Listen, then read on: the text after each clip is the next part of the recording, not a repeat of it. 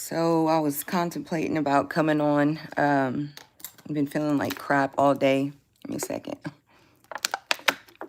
I went to group this morning, and then I've been in group all day, just therapy, and come home and I fasted breakfast and lunch. So I ate dinner when I got back, like around 4, and then next thing you know, I have this pounding headache. Like I came laid down and tried to listen to my sister Tyneek, and head started pounding, man. Like I actually kind of fell asleep listening to her. Then I woke up with my headphones in my ears and my head. I felt like I had, let's just say, this pressure, right? And I just wanted to come on here and just talk about witchcraft attacks. And so in the many shapes and forms and how they come. And so like a lot of us, when we think of like witchcraft, I know I explained to a lot of people, or like a lot of girls when I used to minister in like Teen Challenge or in just different places. And I would ask girls, like when I'd pray and lay hands on them, the Lord would show me or give me a word of knowledge that they did witchcraft. So I would talk to them and about renouncing and repenting of doing witchcraft. And they were like, oh, I've never practiced witchcraft. And so that's when I'd have a chance to be able to teach a little bit too before I minister to them about. So I would ask them, I was like, so have you ever manipulated? And it would be girls mostly. But I've talked to guys before too, and as I ministered to them. And so I would ask them if they ever manipulated someone to get what they wanted, right? And they were like, and because most of the girls that I ministered to were drug addicts, and they were like, oh yeah, I manipulated before to get what I wanted. And I was like, well, that's witchcraft. Well, have you ever seduced someone to get what you wanted? Man, woman, anybody. And, oh yeah, I've done that. That's witchcraft. And then I would talk to some girls or guys. Have you ever intimidated somebody and put fear in them, like you were going to fight them? And not even really physically fight them, because you could, if you operate in this spirit, you could use intimidation to put fear in people and not even touch them. And that's a power. And I learned that after I got delivered in 2015, years later, even after I had this spirit of witchcraft cast out of me. And the Lord told me that I was operating in the spirit of witchcraft, doing these things, and I wasn't even aware. And so too, I thought, oh, just witchcraft was doing spells and building altars and doing all this stuff. And it's so much deeper than that. And so just today I got really hit, and I did great. I fasted all throughout the day. And but I had some deep talks last night just about a lot of things having to do with witchcraft and the enemy. And I knew I needed to fast throughout the day. So I just thought it was no coincidence. As soon as I got home, this pressure hit my head. And the enemy will do things to get me to silence me and not to talk. And so like it hit me like, y'all, I was tired. I felt like, not like a trance state, but just I could feel the craft actually in the atmosphere hitting me. And it's just like the pressure, and I could literally feel like the pressure in the atmosphere, and around everything around me, because I'm a feeler. I don't know if there's anybody that watches me that has that type of gifting. When you walk into a room or just in a certain atmosphere, you could pick up what's in the area. And sometimes I used to tell God, like, in the longer with my walk, and the more closer I got to him, and the more refiner's fire, and just that this gift that I had would amp up. And sometimes it's uncomfortable, y'all. And like I told God, like, you put me sometimes in areas that are uncomfortable, but that's where I grow the most. And I got to a place finally of maturity of not running when he puts me in hard situations or when it's uncomfortable. And because he's trying to teach me something in that season or wherever I'm at. And so I've noticed that I've died a lot to myself, the old man, the flesh, because I'm not reacting how I would have acted even a few months ago or a year ago. Um, and it's so key because God's showing me literally what He has been working out of me through these scenarios of these witchcraft attacks. And so, and then today I got a little heartbroken. I got angry, not that I got bitter at some people, because I know not to get bitter or offended, but it was a family member of mine's birthday, and I just know that he was getting hit too, and just who I am, you know, it upset me, but I'm used to this, but I don't like when he has to go through it. And but he's older now, and he has to walk through some things. And but just as a parent, you know, that mama bear in me gets a little mm, protective, and wants to protect him. And so and that messed with me, because like sometimes, not that I feel defensive or not helpless, like, but I know I can't fight these things in the natural, right? I mean, even if the spirit moves in a person to attack any of my children, or like a loved one or someone I care about, um, what the enemy wants us to do is fight the person, right? And but we don't wrestle with flesh and blood, and I have to remember that. But I remember leaving from therapy today, and I was just like, I could feel like the fire of Yahweh burning in my belly, and after that, like I could feel it. I could feel the Lord's anger for people doing witchcraft, and y'all come out of the occult. And but God's been warning these people for a minute now to stop doing what they're doing, and they just seem not to want to stop. And so, and I'm just kind of caught in the middle of it. But it comes with the territory, especially when you come out of what I come out of, and it's just like, you know, I got to places where I got mad at God, because like one minute I'm like praying for people to be saved, right? And then you got to remember your girl's human, and then I'm like, God, deal with these people. Like today, thinking of my boy, I got mad, and not in a bitter place, not like it was sin. It was like a righteous indignation in me, and I could feel it in my belly. And I was like, what do I do with this? Because it had me to where I was shaking when I was in the van coming home. And so I came home, and I prayed in tongues a little while, and I covered him, and I said some things in the spirit. And then next thing you know, I eat, and then I lay down, and then I get attacked. And I did great all day. I knew it would have been a little intense day, which like I said, it comes with the territory, and it's how it is. But it was like when I said certain things in the atmosphere, and I felt anger that about the one I care about getting attacked. Um, the attack turned on me like heavily, and it laid me down. Like I didn't even want to come on here, and I promised the Lord I'd be faithful to come on here. Like I didn't, y'all, and I'm keeping it real. I think this is the first day I haven't read my word. I was so busy in therapy and group, but the word's in my heart, right? But I wanted to teach something. I planned on coming home and eating and maybe taking a little nap, and I didn't get to do that. That's how bad the attack has been on my head. Do I have any family in the, are you saying Illuminati? What's the IL stand for?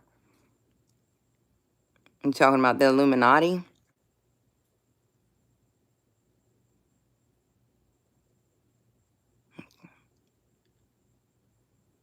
Bloomington. No. Nope, not in Bloomington.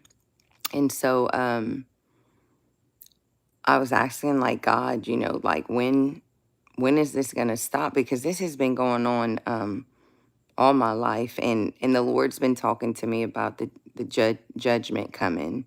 And see, it's like my heart is I want these people saved, and and they've done horrific things towards me and people that I love the most. And I've been staying in a heart posture of in forgiveness and not allowing to be offended and bitter, right? Good morning. Good morning. And well, it's not morning, it's night where I'm at. And so I I had like that righteous anger earlier, and I had it so much. Like, I'm not gonna say the righteous anger gave me a headache. I'm pretty sure it's from what welled up in my belly earlier. I am from Louisiana.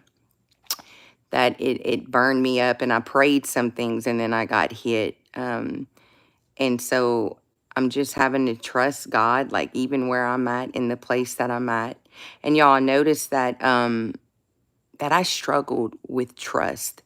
Like, and I've walked with the Lord and he has pulled me out of some dark places, and I should be able to trust him, right? Like, I'm alive when I shouldn't be. But he showed me in these last 2 months where I struggled with unbelief and doubt and even trust in him. Cause like, y'all, I lost everything again. It's like every time I come up, I get hit back down.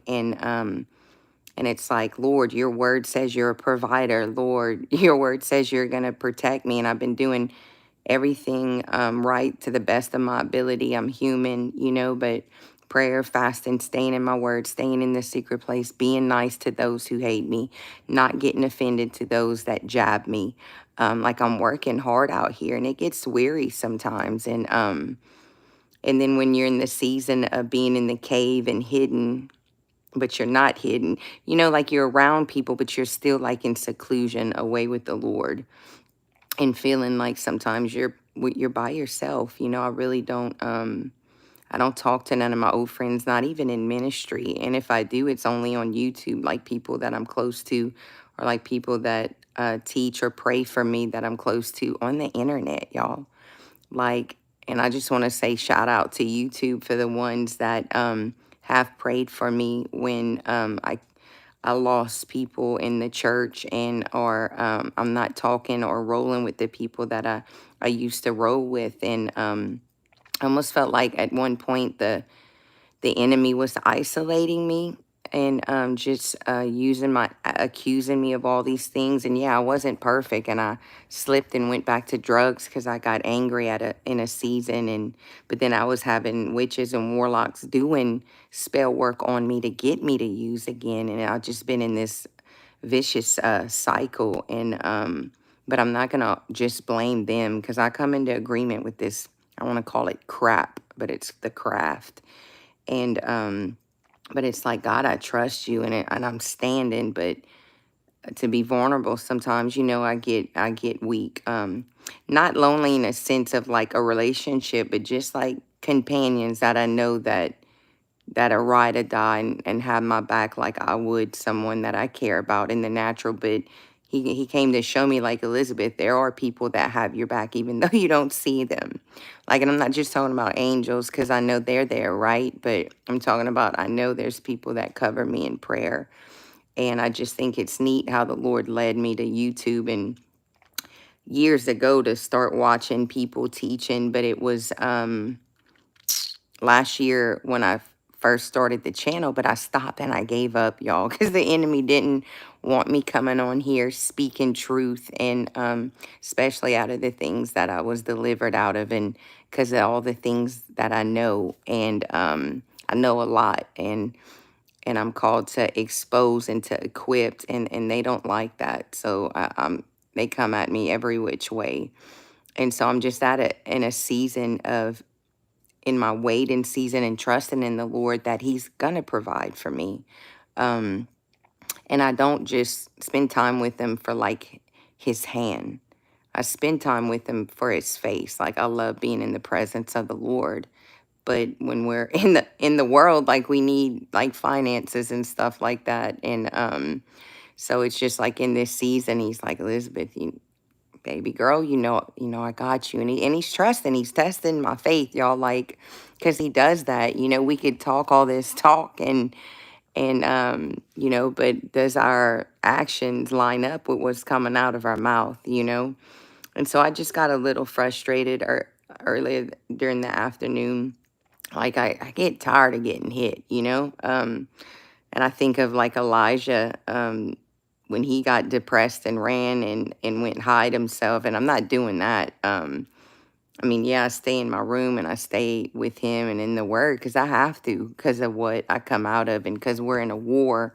And but I don't always stay like in war mode. You know what I mean? But I wage war when he tells me to intercede. I get in the word, listen to worship music, I listen to teachings, but it's just like I got slapped hard today, and then it was my son's birthday, and I'd have really loved to see him, and just going through all this stuff, like I got really weary today. And it's sometimes it's like, okay, God, where are you? And I know he's there. I definitely know he's there because I shouldn't be alive. And I was like, God, I don't want to go on YouTube and talk right now. Like, no. I'll watch some people. I'm going to lay here. My head feels like it's about to explode. And I don't want to go on there. But I've made a promise to him that I would be obedient and consistent and do these teachings and videos. So I was like, Lord, I don't even want to read right now. That's how bad my head hurts. And it's that pressure that these witches and warlocks are trying to put pressure on me in the spirit realm and on my head because they don't want me to read or teach, and they just trying to pretty much F with me, you know what I'm saying? But because they even know my promises to God because they be ear hustling in the spirit and then some. And it's like, I done went back on too many promises. I'm not doing this. Is it only for fun? That's a name.